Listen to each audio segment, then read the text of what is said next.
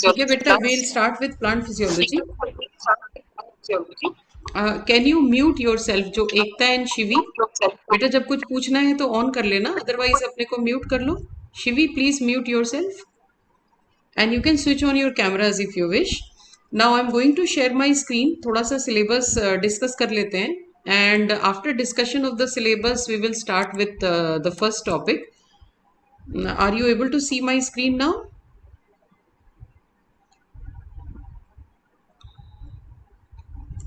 Can you see the screen? Yes, ma'am.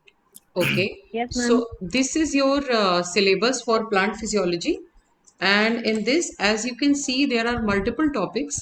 So we will go ahead with the topics which are related to each other. So we'll be starting with this water relation part.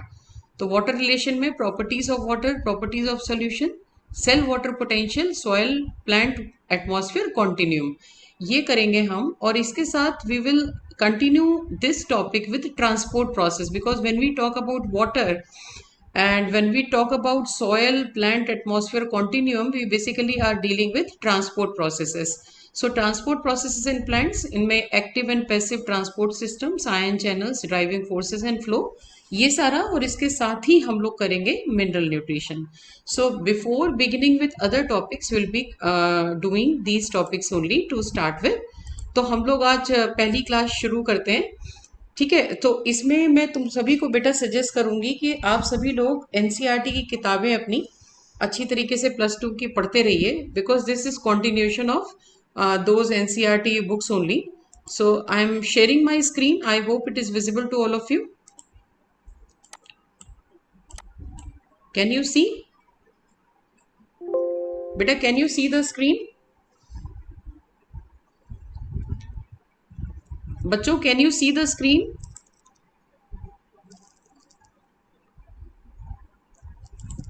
बेटा can you see the screen?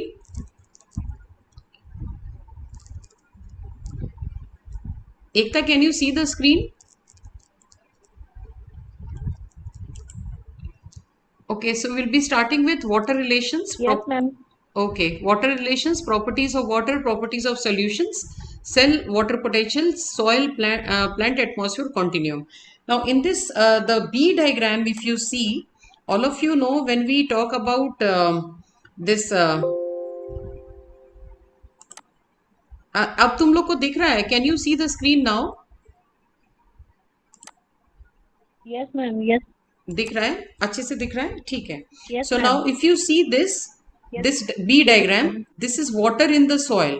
ठीक है, पानी जो है वो soil में है. This water is taken up by the root hair, okay, and then from the root hair it goes, basically it crosses the cells of it crosses the space or the cell. इसमें ये चीज important है कि पानी जो root hair absorb करके अंदर ले जा रहा है, ये आइदर तो स्पेसेस क्रॉस करेगा. स्पेसेस से हम समझते हैं जो सेल के, जैसे these are 2 cells let's say, and if the water is following this track, or if the water is simply crossing the cellulosic cell wall, तो उसको हम कहते हैं it is passing through the spaces or it will pass through the cells. So through these it will basically go to the tissue. कौन सा tissue ले जाता है इसको? It will go to the xylem. Okay, the xylem tissue will be helping in the plant to transport the water uphill, ऊपर ले जाएगा पूरा. Okay, then through a different its stem and all, it will go to it will go for upward movement through the xylem. Finally it will come to the leaves, and all of you know in the leaves there is a this kind of setup is present in the leaves. So we are basically referring to the stomata, and through the stomata it is released in the atmosphere. ठीक है ना? Now this is soil, plant, atmosphere continuum. So from the soil through the plant it is going again to the atmosphere. This is the structure of the leaf. We'll be talking about it later. So now coming to the some properties of water. So for every gram of organic matter made by the plant, all of you know plants, they are autotrophic. Okay, they are autotrophic and they're able to synthesize their own food. Okay, so for every gram of organic matter made by the plant, approximately 500 grams of water is absorbed by the roots. Okay, and this is absorbed, and all of you know, after it consumes water for its own requirement, the remaining water is lost. The lost water is lost through the plant body to the atmosphere.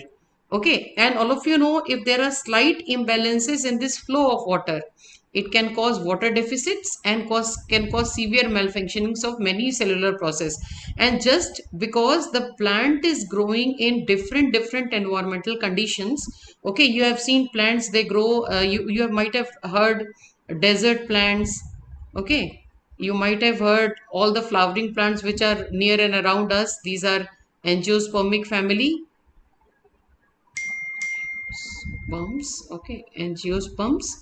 Okay, then there are desert plants. So desert plants, all of you have read that there are lots of modifications. So these modifications basically are done in the desert plant to avoid, because they are growing in extreme low condition of water.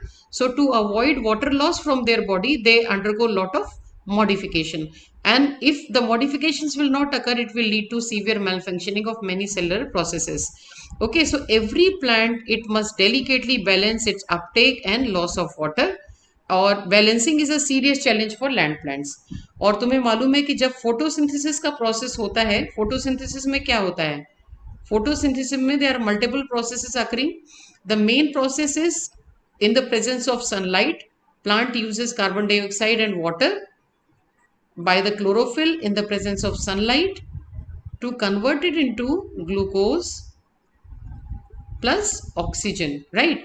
So photosynthesis के लिए it requires carbon dioxide and it needs to release oxygen.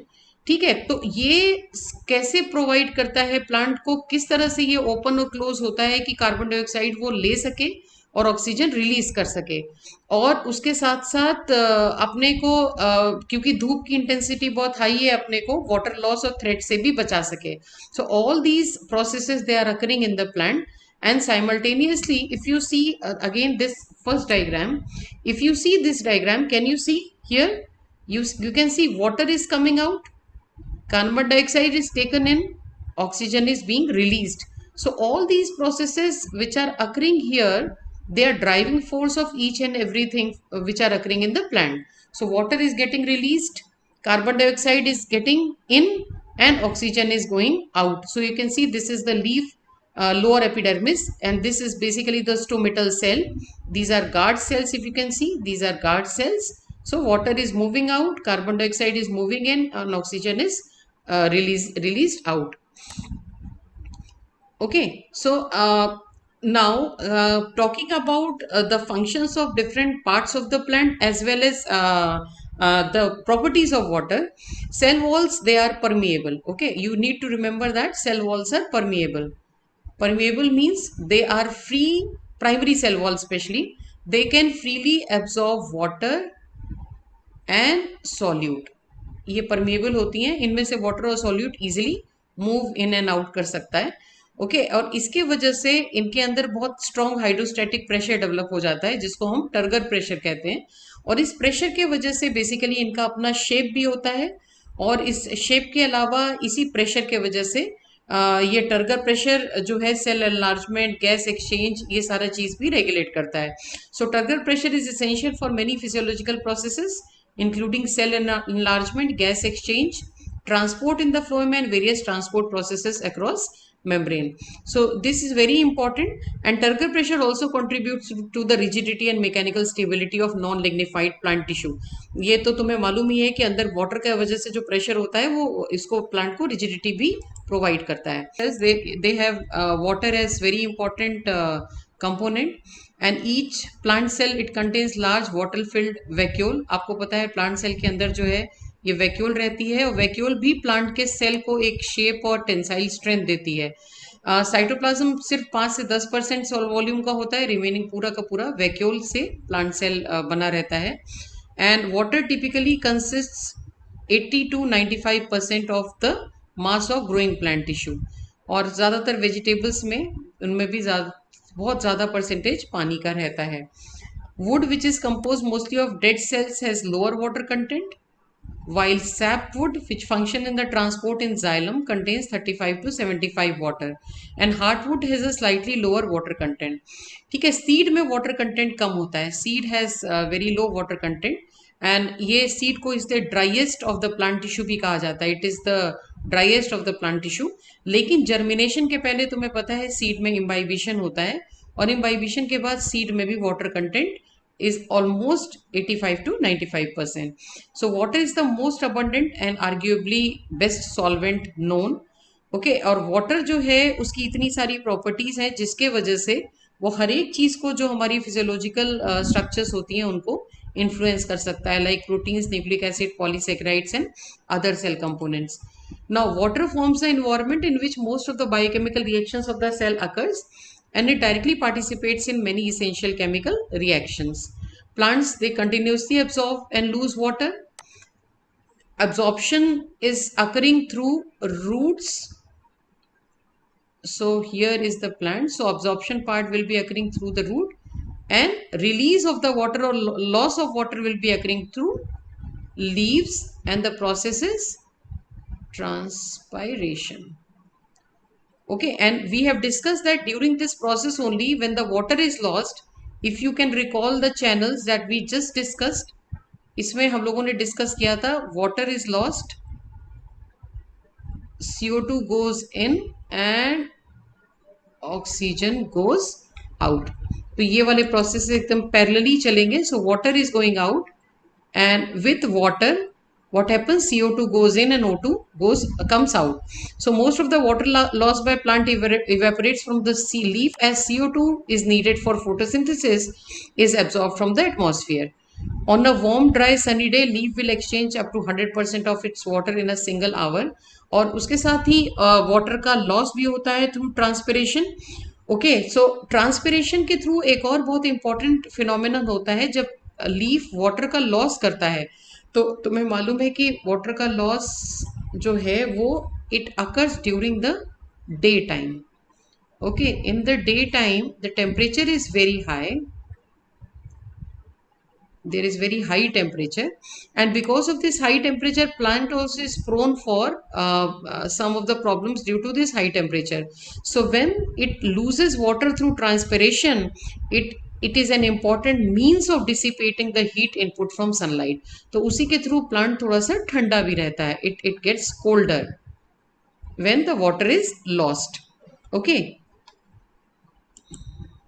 okay, and heat dissipates because the water molecule that escape into the atmosphere have higher than average energy, which breaks the bond holding them in liquid. Okay, so उसके वजह से heat थोड़ी सी dissipate होती है, ये हम लोग discuss करेंगे अभी।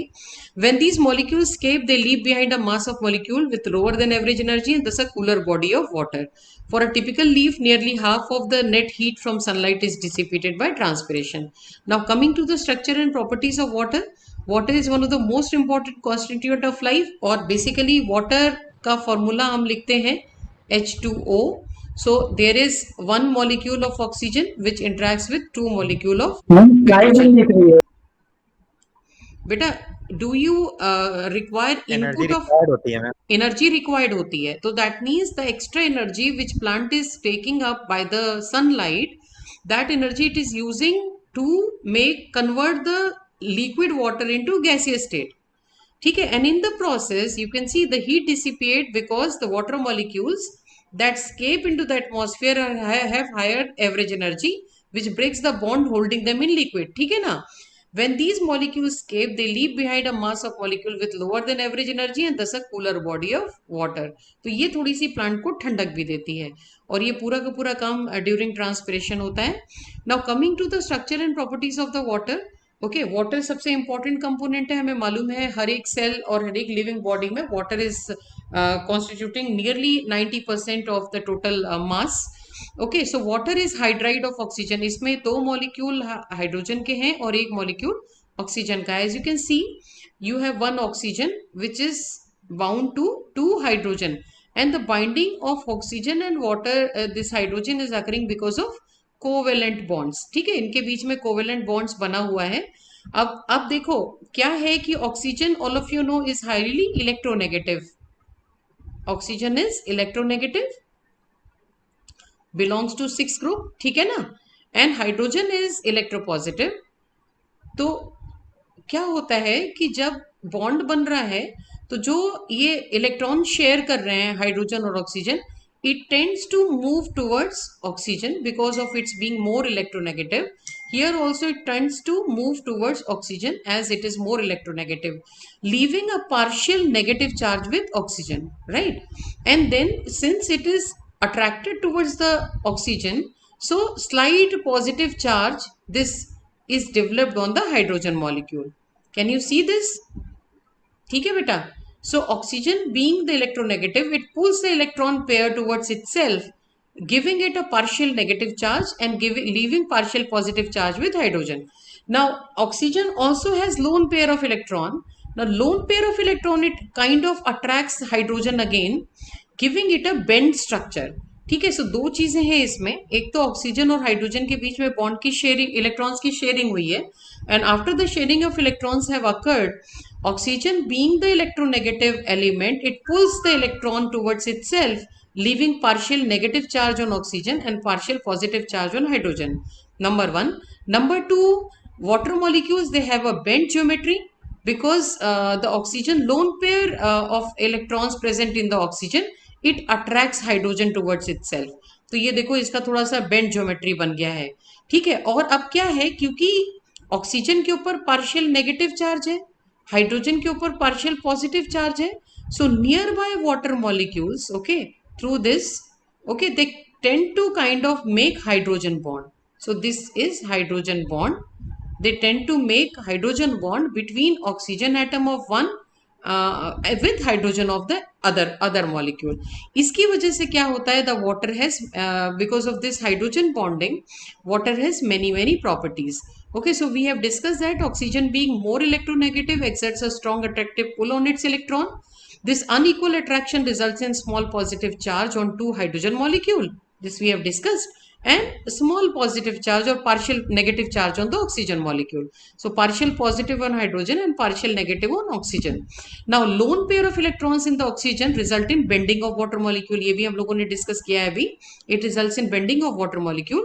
And partial charge on oxygen and hydrogen, they result in high electric dipole moment. Okay, they have high electric dipole moment. And because of this, the polarity of the water molecule is polar because there are slight positive charges on hydrogen and slight negative charges on oxygen. And because this is slightly negative, this is slightly positive, so they tend to attract each other and finally make the hydrogen bond. All right, so इसमें hydrogen bond का formation भी हो जाता है. So you can see here, attraction of bonding electrons to the oxygen creates local negative and positive partial charges. Then bending of the molecule occurs because of the attraction from the lone pair. And here you can see in this is, molecules of water. Can you see this? This is one molecule of water which is hydrogen bonded to another one. Hydrogen bonded. Likewise, you can see hydrogen bonding is occurring. Okay. Now the partial charges are equal so that the water molecule carries no net charge. So water molecules net charges will be neutral, and the separation of partial charges together with the shape of water molecule makes water a polar molecule. And the opposite partial charges between neighboring water molecule tend to attract each other. इसी की वजह से ये hydrogen bond बनता है.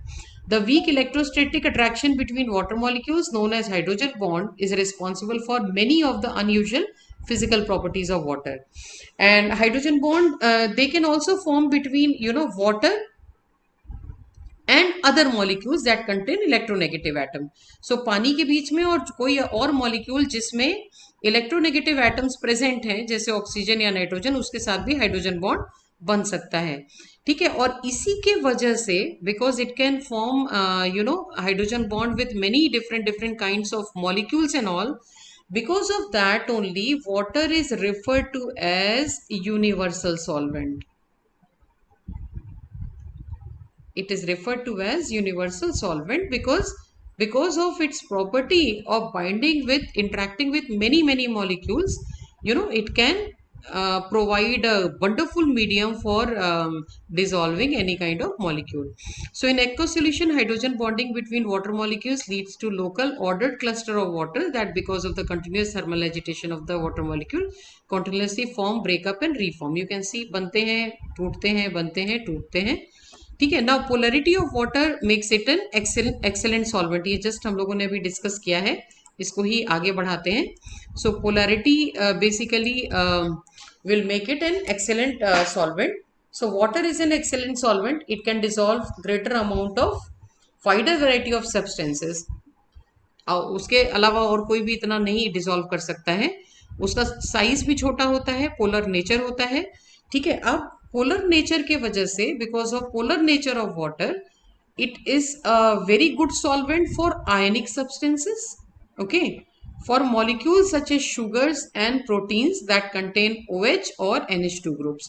So it can easily interact, with these groups, so that it can form the bond. And bond formation means it can basically, it will increase their solubility in the aqueous medium. So जो भी aqueous medium है, because of its this polarity property, the polarity property, it will lead to, it can dissolve effectively different molecules, different biological sugars, different proteins. So it basically forms an aqueous medium, and because of this only we call it as a universal solvent.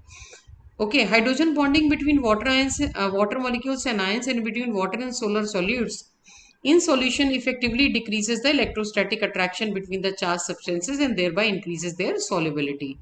And the polar end of the water molecule can orient themselves next to the charged or partially charged groups in macromolecule, forming shells of hydration. Hydrogen bonding between macromolecules and water reduces the interaction between macromolecule and help them draw into the solution. Now, different properties of water which will be dealing are the thermal properties. Thermal properties में जो important property है वो ये है कि water की high specific heat और high latent heat of vaporization होती है. ठीक है. अब स्पेसिफिक हीट क्या होती है? स्पेसिफिक हीट वो हीट होती है which is required to raise the temperature of a substance by a specific amount. Temperature raise किया जा सकता है एक स्पेसिफिक अमाउंट में, उसको स्पेसिफिक हीट कहते हैं.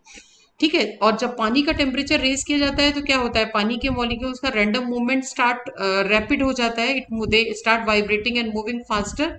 ओके. अब इनको, क्योंकि वाटर में the molecules they need to vibrate faster, so they require input of energy. Okay. They require input of energy, and this input of energy, so that the energy will help them to vibrate faster. That means there must be sufficient amount of energy. बेटा, there must be sufficient amount of energy जो पानी को चाहिए होगी, जिससे कि पानी अपने हाइड्रोजन बॉन्ड्स को खत्म करके या मिनिमल करके वो आपस में खूब अच्छे से, वो थोड़ा सा अच्छे से वाइब्रेट कर सके. मतलब okay. So to allow this motion energy must be added to the system. और जब हम एनर्जी ऐड करेंगे तो बेसिकली क्या होगा? हाइड्रोजन बॉन्ड टूटेगा. हाइड्रोजन बॉन्ड टूटेगा तो वाटर के जितने मॉलिक्यूल्स हैं, let's say we make it like this. So water के molecules, they will be free.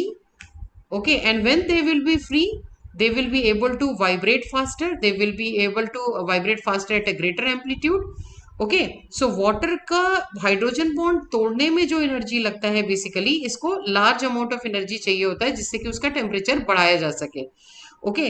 So this large energy input requirement is important for plants because it helps buffer temperature fluctuation. जैसे अगर temperature plant में कम है तो वो plant अपने हिसाब से मैनेज करता है. जब टेम्परेचर एटमॉस्फेयर का ज्यादा है तो प्लांट अपने हिसाब से मैनेज करता है. ये हम लोग आगे डिस्कस करेंगे. Next is latent heat of vaporization. Now latent heat of vaporization is energy needed to separate molecule from the liquid phase into the gaseous phase. Again, liquid से gas phase में जाना है. Okay, liquid से gas phase में convert होना है. Again, this process will require breakage of this hydrogen bond. इसमें भी हाइड्रोजन बॉन्ड तोड़ना पड़ेगा, तो हमें इसमें भी एनर्जी का इनपुट देना पड़ेगा. Okay. So the energy input which is required for converting molecule from liquid phase into the gaseous phase will be a latent heat of vaporization, and this process is occurring during transpiration. We'll talk about this. Okay, so for water at 25 degrees centigrade, the heat of vaporization is 44 kilojoule per mole. This is the highest value known for any liquid. And most of this energy, as we discussed, is used to break hydrogen bonds between water molecules. Okay, so water को क्योंकि आप high heat of vaporization देते हो to cool themselves by evaporating, आपने कभी देखा होगा. Okay और ये प्लांट भी अपने आप को ठंडा रखने के लिए ट्रांसपिरेशन के थ्रू पानी का लॉस करता है और इस पानी के लॉस के वजह से ही प्लांट भी ठंडा रहता है. Now coming to two more properties of water, these are cohesive and adhesive properties. These are also very important properties of water, cohesive and adhesive properties. Now तुमने देखा है हाइड्रोजन बॉन्डिंग के वजह से जो एयर वाटर इंटरफेस होता है, water molecules at the air water interface are strongly attracted to the neighbouring water molecule. जो पानी अगर जैसे पानी अगर है और पानी मान लो this is the beaker in which water is kept, now this is air. Okay, so as compared to getting water, interacting with air molecule, the water interacts more with neighboring water molecule. जैसे अगर हम इसको बनाए HOH, HOH like that, OHH. So as compared to, when the water will be attracted to air, the water is more, it's strongly attracted to neighboring water molecule as compared to attracting with air. Okay so because of this जो air water interface है, क्योंकि उसका attraction अपने से ज्यादा है, बाहर air से कम है, सो उसका जो होता है ये इसका सरफेस एरिया थोड़ा सा कम हो जाता है. Surface area is reduced. Okay, it minimises it surface area. और अगर सरफेस एरिया बढ़ाना है तो हाइड्रोजन बॉन्ड तोड़ना पड़ेगा, और जब भी हाइड्रोजन बॉन्ड तोड़ना है तो तुम्हें पता है एनर्जी का इनपुट ही देना है. ठीक है, सो जो एनर्जी रिक्वायर्ड होती है इसके सरफेस एरिया को इंक्रीज करने में, उसको कहते हैं surface tension. So what is surface tension? So surface tension will be the energy, okay, which is required to increase the surface area of water. Now, surface tension not only influences the shape of the surface but may also create pressure in the rest of the liquid. We will see that. अभी हम लोग देखते हैं. ठीक है, so surface tension at the evaporative surface of leaves, okay, generates the physical forces that pull water through the plant's vascular system. ये अभी हम लोग ये सारे फिनोमिनन ट्रांसपिरेशन वगैरह के समय में देखेंगे क्योंकि ये सब बहुत इंपॉर्टेंट है.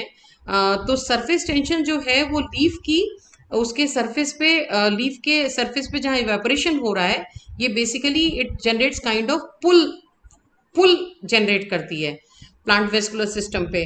देखो प्लांट वेस्कुलर सिस्टम में दो प्रेशर्स काम करते हैं. मैं थोड़ा सा इसमें अभी थोड़ा हम लोग आगे करेंगे, लेकिन अभी इसको मैं यहाँ थोड़ा सा ब्रीफ कर देती हूँ. So this is the xylem tissue. Okay, this is the xylem tissue, water is going up. So यहाँ से जो प्रेशर रूट की तरफ से लगता है इस पे, दैट इज पुश. और जो ऊपर से ट्रांसपिरेशन पुल का लगता है, ट्रांसपिरेशन का जो प्रेशर लगता है, दैट इज पुल. इसको समझते हो? ये प्रेशर जो है, ये जो पुश प्रेशर होता है, ये this its magnitude is positive and the pull pressure magnitude is negative, और ये बेसिकली ऊपर की तरफ पुल करता है. Okay, so extensive hydrogen bonding in water also gives rise to property known as cohesion. Cohesion का मतलब है पानी के मॉलिक्यूल को क्या तुमने अलग अलग भटकते हुए देखा है? पानी के सारे मॉलिक्यूल्स तो एक साथ ही रहते हैं. Have you seen them? They always stay together. So that is because of the cohesive property. मैं ये मतलब take this circle as one molecule of water. So take this as one molecule of water. Okay, so they have strong cohesive forces and they are linked to each other. तो बहुत strong cohesion होता है. And this is basically the mutual attraction between molecules. Okay. A related property call adhesion. Adhesion क्या है? इसका आपस के molecules के साथ जो इंटरेक्शन है, दैट इज कोहेशन.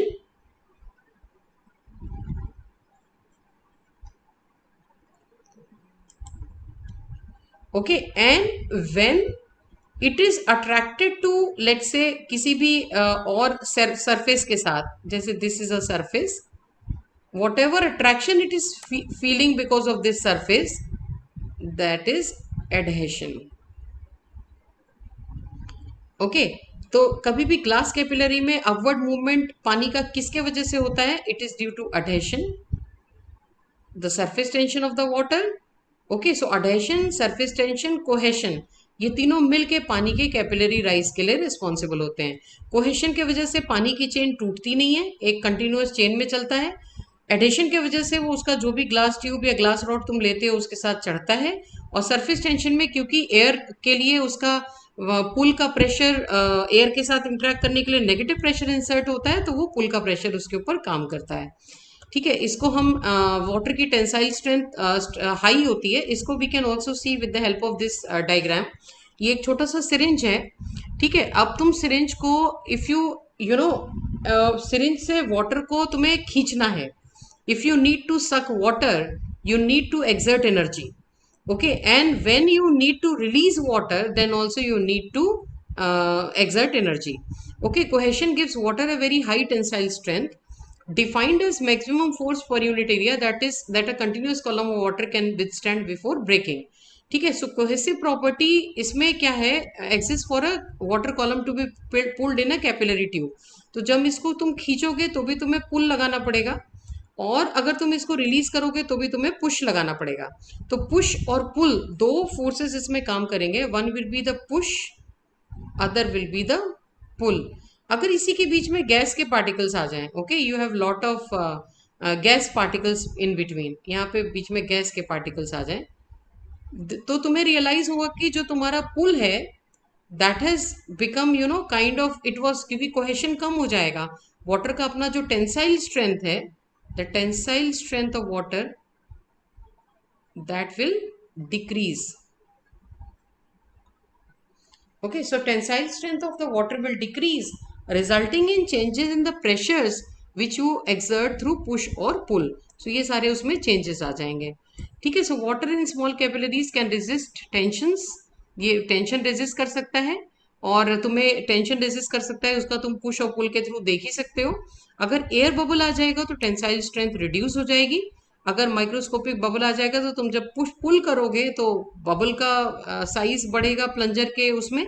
तो ये सारी चीजें जो हैं, और उसके अलावा कैविटेशन भी एक इफेक्ट होता है जिसके वजह से वाटर का ट्रांसपोर्ट बुरी तरह से प्रभावित होता है। कैविटेशन में क्या होता है कि अगर पानी चल रहा है ऊपर, if the water is moving up, now in this water you have lot of air bubbles, let's say, okay, so lot of air bubbles have come, so they kind of they break the cohesion, water के बीच का cohesion खत्म हो जाता है जो तुम्हारा water transport through xylem influence करता है। दिस विल सी लेटर, हम लोग इसको और देखेंगे।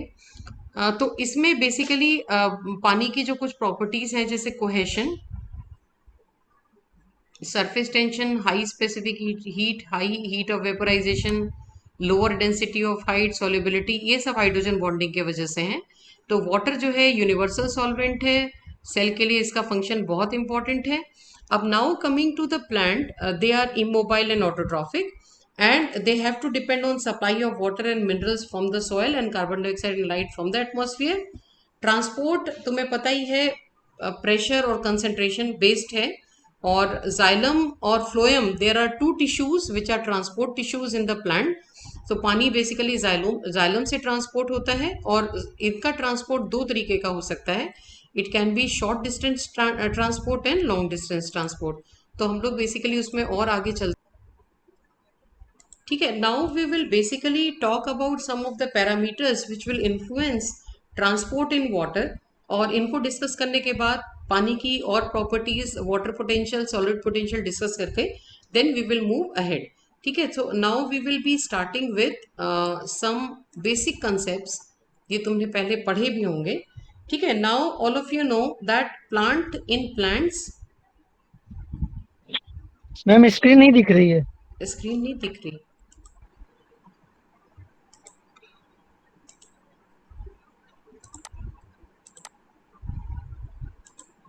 now can you see, can you see the screen? Yes, Yes, ma'am. sir. Okay, so in plants water transport किसके थ्रू होता है? Water transport occurs through xylem, And water transport through xylem basically will involve two kind of pressures, two kind of pressures जो इसके लिए responsible होते हैं. One is root pressure, ये हम लोग बात करेंगे अभी, and other is transpirational pull. And you should remember that movement of water in xylem is always unidirectional. Okay, movement of water in xylem is unidirectional, while minerals, second चीज जो plant absorb, पहले तो हम देख लेते हैं plant को क्या क्या ट्रांसपोर्ट करना होता है. तो प्लांट एक तो पानी का ट्रांसपोर्ट करता है, दूसरा मिनरल का ट्रांसपोर्ट करता है, तीसरा फूड का ट्रांसपोर्ट करता है, और चौथा हॉर्मोन्स का ट्रांसपोर्ट करता है. It transports water, it transports mineral, it transport food and it transports hormones. No, water का जो एब्जॉर्प्शन होता है रूट सॉइल से रूट में, तो पानी का जो एब्जॉर्प्शन होता है from soil to root. Okay, let's make a plant. Okay, तो यहां से जो रूट में पानी का एब्जॉर्प्शन होता है दैट इज पैसिव. पानी का एब्जॉर्प्शन जो है that is passive absorption. Passive से हम क्या समझते हैं? Plant never spends energy in absorption of water from the soil. But if you talk about the minerals, okay, irrespective of the minerals which are being absorbed, the mineral absorption from the soil is active. You need to remember that it active means it requires ATP. Okay, mineral absorption is active and requires ATP. Okay, mineral absorption देखो कैसे हो सकता है, क्योंकि आपने क्या किया है, मिनरल एब्जॉर्प्शन अभी जो हम देख रहे हैं, it is growing from the root to let's say the leaf, मान लो. ओके, सो ये तुम्हारा जो मिनरल जा रहा है नीचे से ऊपर जा रहा है, सो इट इज यूनिडायरेक्शनल. ठीक है, अब तुमने देखा है कि प्लांट में क्या होता है कि ऑटम के समय या पुरानी लीफ जो है वो तुमने देखा होगा ना, सूख के अपने आप गिर जाती है. ओल्ड लीफ ये ड्राई हो जाएगी अपने आप. ठीक है, सो इसका जो मिनरल है this will move to other locations. Okay, this will move to other locations of the plant. So mineral का transport will occur unidirectional at it, or as it can be multidirectional. कहाँ से कहाँ जरूरत पड़ेगी उसके हिसाब से मूव करेगा. तो जब जाइलम में होगा बेटा मिनरल का ट्रांसपोर्ट, जाइलम में मिनरल का ट्रांसपोर्ट यूनिडायरेक्शनल होगा. बट अगर किसी भी और परिस्थिति में इसका ट्रांसपोर्टेशन होता है तो वो थ्रू फ्लोएम होगा, और through phloem it will be multi directional. ठीक है, इज इट क्लियर बेटा? Next is food. Food all of you know is produced in the, it's produced in the leaf. Okay, food is produced in the leaf. Now food ka transport also is will occur from leaf to root, stem. ठीक है, लेकिन जब से मान लो autumn season आया तो पूरा पेड़ की पूरी पत्तियां गिर गई, सब सिर्फ ये बचा है. सो अब खाना कहाँ से जाएगा? खाना रूट से ऊपर की तरफ चलेगा, क्योंकि रूट में जो फूड एब्जॉर्ब्ड है it will go towards leaves. तो ये खाने का जो ट्रांसपोर्टेशन होगा that can occur from top to bottom, और it can occur from bottom to top, और it can occur from here to here and here to here. कहीं भी जा सकता है. तो डायरेक्शन फूड का भी ट्रांसपोर्टेशन जो है that is multi directional. Okay, food का भी जो ट्रांसपोर्टेशन होता है मल्टी डायरेक्शनल होता है. हार्मोन का जो ट्रांसपोर्ट होता है यूजुअली जो हमारा सैम होता है, शूट एपिकल मेरिस्टम, और रूट एपिकल मेरिस्टम जो नीचे रहता है. सो मान लो this is the root and this is the apex of the plant. So this is SAM. So SAM जो है वो हार्मोन बनाता है, तो SAM का हार्मोन नीचे की तरफ चलता है, जो रूट का हार्मोन बनता है ऊपर की तरफ चलता है. So it is a kind of polar कि साइड से सिंक की तरफ चलता है. ओके, ठीक है, ये बेटा समझ में आ गया अच्छी तरह से?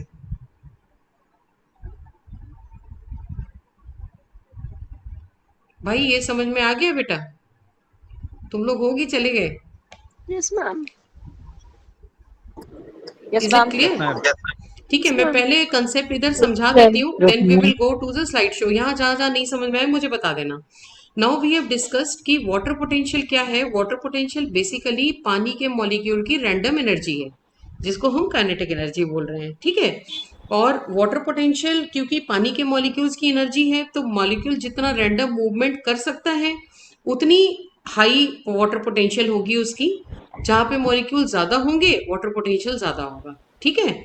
और वाटर के मॉलिक्यूल जहां कम होंगे वहां वाटर पोटेंशियल ऑब्वियसली कम होगा, क्योंकि मॉलिक्यूल्स ही कम है। तो नेट माइग्रेशन जो पानी का होगा वो होगा from higher potential to the lower potential. ये क्लियर है? हम्म। Yes, ma'am. ठीक है, अब क्या होगा Yes, ma'am. अगर हम पानी में सॉल्यूट डाल दें। Now what will happen if we put solute in water? क्या होगा when we will put solute in water? क्या होगा पानी में जब हम सॉल्यूट डाल दें? अब उसका कंसंट्रेशन बढ़ जाएगा। किसका? वाटर। वाटर का नहीं, सॉल्यूट ऐड कर रहे हो ना।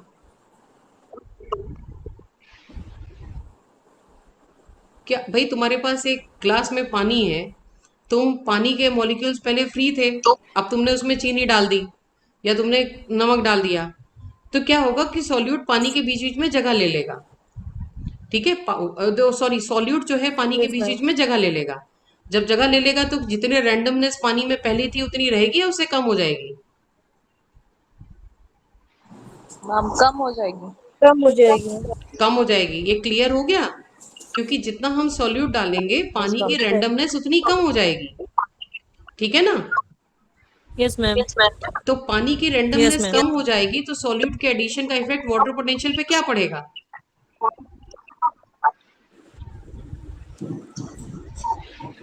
कम इट हो विल जाएगा। इट कम हो विल जाएगा ma'am. it will decrease. It will Yes, decrease. ma'am. It will decrease. Now imagine a Yes, cell. ma'am. Imagine a cell with lot of cellular components. Okay, cellular organelles, cellular component.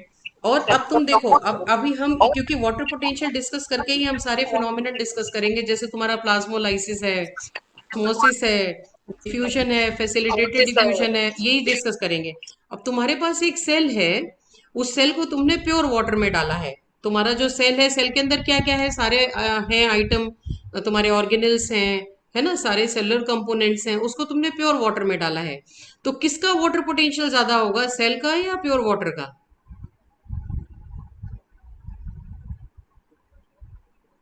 बताओ बेटा, किसका water potential ज्यादा होगा, cell का या pure water का?